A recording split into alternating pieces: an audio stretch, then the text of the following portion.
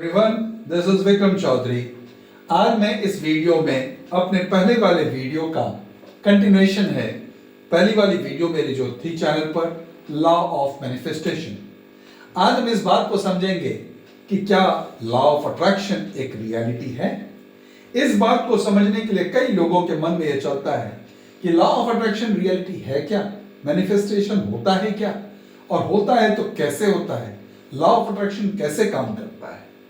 ये फोटो आपको ऑलरेडी कुछ बातें को रिफ्लेक्ट कर रही होगी कि दो ह्यूमन बीइंग हैं, कोई वाइब्रेशंस चल रहे हैं और ये किसी ना किसी तरह से टेलीपैथी की काम हो रही है। आइए इस साइंस को समझते हैं कि लॉ ऑफ अट्रैक्शन काम कैसे करता है।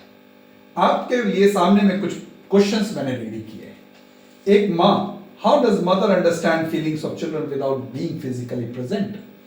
बच्चे हजारों किलोमीटर दूर हों, अगर उनको कोई ट्रबल्स आ जाते हैं तो माँ को कुछ फीलिंग्स होती है। तो क्या ये एक वाइब्रेशन नहीं है? क्या ये लॉ ऑफ अट्रैक्शन नहीं है? बिल्कुल है। सेकंड, आप सुनामी को जानते होंगे कि सुनामी अगर होती है तो ये रिकॉर्ड होती है। एक इंस्ट्रूमेंट होता है जहां पर ये कैलकुलेट होता है कि इस स्पीड से इतने बजे इतने जगह पर यहां पर आके टकराएगा। तो ये कौन सी चीजें, कोई भाषा की वहां की बात नहीं हो रही थी, भाषा वहां पर वाइब्रेशंस की थी। इंस्ट्रूमेंट ने रिकॉर्ड किया, हम लोगों को वो चीज बताया गया और हम लोग अलर्ट होते हैं। तो this is also the power of attraction, power of vibration.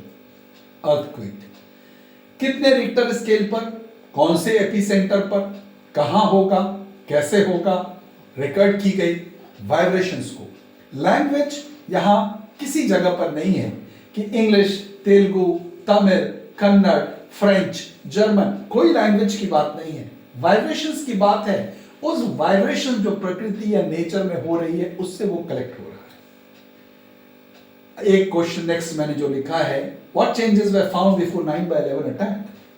कुछ लोग अगर ये समझेंगे कि 9/11 अटैक क्या है, तो 9/11 मींस 11 सितंबर 2001 अमेरिका में पेंटागन पर टेररिस्ट अटैक। आप बिलीव करेंगे, अटैक होने के पहले कुछ वाइब्रेशंस को ऑब्जर्व किया गया था।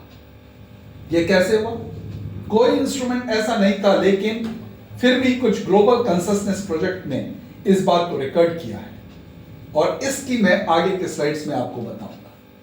Weather forecast, again vibrational change होते हैं। कितनी टेम्परेचर, कितनी ह्यूमिडिटी, कितना विंड प्रेशर, किस डायरेक्शंस में हॉट होगा, कैसा वेदर फोरकास्ट होगा, कब रेन्स होने वाली है, ये सारी चीज वाइब्रेशंस पे ही तो रन कर रहे हैं। आपने ये भी देखा होगा कि प्लांट्स, कई बार प्लांट्स की डेथ हो जाती है। जानते हैं क्यों? आप दो प्लांट्स को रख लें, एक प्लांट को आप कर्स करना शुरू करें, सुबह शाम आप उसके साथ अच्छा व्यवहार ना करें, बोलियों के साथ पानी दें, सब कुछ आप दें, दोनों को एक एनवायरनमेंट में रखें, लेकिन एक प्लांट धीरे धीरे धीरे मर जाएगा और दूसरा प्लांट जो आपको कुछ नहीं बोलते, उसको प्यार करते हैं, उसके साथ अच्छी व्यवहार करते हैं, अच्छा बोलते हैं, म्यूजिक सुनाते हैं, वो प्लांट ग्रो करेगा। ये भी तो वाइब्स का ही खेल था। बहुत कॉमन एग्जाम्पल, कई के घर में पेट्स होते हैं। आपने ये ऑब्जर्व किया होगा, जो पेट्स के डेली केयर करते हैं या जो ओनर होते हैं, जिनके साथ उनका अफेक्शन होता है, किसी कारण से अगर उनकी तबीयत खराब हो जाए या उनकी डेथ हो जाए तो पेट्स अपने आप खाना छोड़ देते हैं। उनको ये कोई नहीं बोला होता है कि इनका डेथ हो गया, तबीयत खराब हो गई, पेट्स खाना छोड़ देते हैं, उनके आंखों से आंसू आ जाते हैं, टीयर्स स्टार्ट रोलिंग। ये भी तो वाइब्रेशंस था।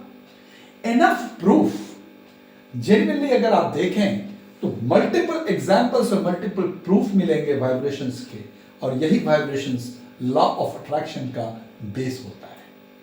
लेट्स सी, यहां पे आप एक ह्यूमन बीइंग को देख रहे हैं, वाइब्स कनेक्टिविटी। अब हम लोगों का रोल क्या है कि किस तरह से हम लोगों के बीच में जो इमोशंस होते हैं, पॉजिटिव, नेगेटिव, वही वाइब्स मैं नेचर में देता हूं, और जो मैं नेचर में देता हूं और नेचर में जो चीज है वो मैं अट्रैक्ट करता हूं। इसी वाइब्स जो मैंने छोड़ा है वो एक फ्रीक्वेंसी पे जाती है उस वाइब्स को हम कलेक्ट करते हैं, दोनों के बीच में वो फ्रीक्वेंसी मैच होती है और मैं उसका रिसेप्टर हो जाता हूं। Positive vibes will bring you positivity, negative vibes will attract negativity. तो law of attraction really works. आप एक चीज देख रहे हैं, adaptive cruise control frequency. कुछ कार्स हैं अलग अलग डिस्टेंस पर, लेकिन सब आपस में एक दूसरे से कनेक्टेड है। कौन से वे से?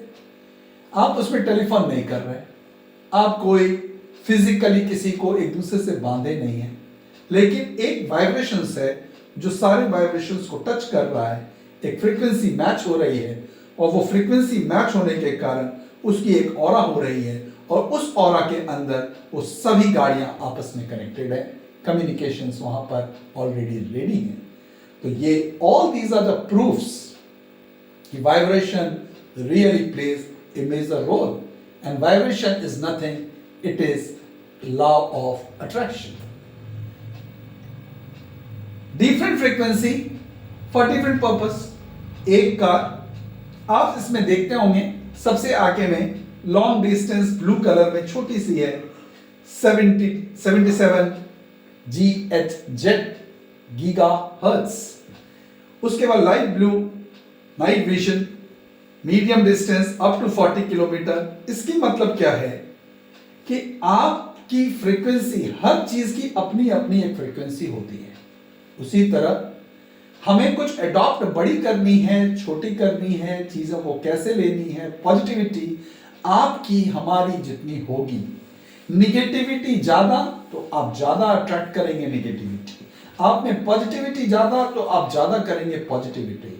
तो amount of the things which you have based on this, आपके फ्रीक्वेंसी आपको अटैच करेंगे, वही आपकी ऑरा होगी। जितने स्ट्रॉन्ग वाइब्स उतना बड़ा रेंज, जितनी स्ट्रॉन्ग वाइब्स नेचर से आप उतना जल्दी कनेक्ट करेंगे, जितने कमजोर वाइब्स उतना कम आप अट्रैक्ट करेंगे। तो आपको अपने वाइब्स पर काम कैसे करना है, कैसे करना है और क्या टेक्निक्स होगी, वो मैं अगले वीडियो में बताऊंगा। अभी फिलहाल हम लोगों की टॉपिक थी law of attraction is a reality, तो हम लोग सिर्फ लॉ ऑफ अट्रैक्शन पर बात कर रहे हैं। अर्थक्वेक जिसकी मैंने बात की, ये आप देख रहे हैं, ये फिजिक्स के इससे है, पी वेव्स, एस वेव। मैं फिजिक्स की बात नहीं करूंगा, आप स्मॉल ग्राफ और लार्ज ग्राफ्स का एक केवल व्यू करें। आपकी जो फ्रीक्वेंसी अगर एग्जैक्ट जब मिल जाती है, बड़ी ग्राफ्स में कन्वर्ट होने लगती है, तो वहां पर एक मेजर चेंज होते हैं और इसी को रिकॉर्ड कर लिया जाता है। यही वाइब्स है और ये वाइब्स अट्रैक्ट करता है उन चीजों को। तो this also proves there is a definitely law of attraction works. Weather forecast जो मैंने आपको बोला था, कब रेनफॉल, कितनी ह्यूमिडिटी, क्या विंड प्रेशर, कहां पर जाएगा, कितने हाइट पर, all these things you can only note by certain vibrations in the nature. बड़े इंटरेस्टिंग फैक्ट मैं आता हूं जरा पीछे वाले एक इस पर, what changes were found before 9/11 attacks। अब इस चीज को आप देखें, आप इसमें एक देखते होंगे, दो ग्राफ है, एक आवर की है और दूसरे odds against chances है। अब टेररिस्ट अटैक होने वाली है, ऊपर में जो आप 9/3, 9/4, 9/5, 9/6, 9/7, 9/8, 9/9, 9/10, 9/11, 9/12, 9/13 देख रहे हैं। आप अचानक देखते हैं 9/11 में एक ग्राफ बहुत बड़ी हो गई है, करेक्ट? मतलब अटैक कब हुई थी? 9/11। और आप एक चीज ऑब्जर्व करें, स्टार्टिंग फ्रॉम 9/8, उसके पहले आपकी बिहेवियरल साइंस जो है वो एकदम नॉर्मल है, 9/3, ठीक है, 9/4, 9/5, 9/6, 9/7, कोई मेजर चेंज नहीं है। 9/8 से अचानक ग्राफ ऊपर जाने लगी है, अटैक नहीं हुआ है लेकिन ग्राफ ऊपर जाने लग गई है। 9/9 और ऊपर ग्राफ चला गया, 9/10 और ऊपर चला गया, 9/11 पीक पर चला गया। आप समझे ये क्या हुआ? मतलब ये टेररिस्ट अटैक करने के लिए जो लोग इन्वॉल्व थे, उनका अपना पैशन इतना आगे बढ़ गया, इतना ज्यादा इमोशंस उस नेचर में उन्होंने भेज दिया और वो इतना जुनून हो गया कि मुझे अटैक करना है, planning in the peak, everything on the peak, और ये नेचर अडॉप्ट करने लग गया। आश्चर्यचकित हो रहे हैं ना? ये नेचर, ये प्रकृति आपका एडॉप्ट करने लग गया। इवेंट 9/11 को हुआ है, और इसके पहले ये ऑब्जर्वेशन हो रहा है 9/8 से, जो अभी 9/5, 9/6, 9/7, 9/8 तक कॉमन था, उसके ग्राफ ऊपर जाने लग गए। कुछ तो नेचर में चेंज होने लग गई। क्या ये लॉ ऑफ अट्रैक्शन नहीं है? क्या ये पावर ऑफ वाइब्स नहीं है?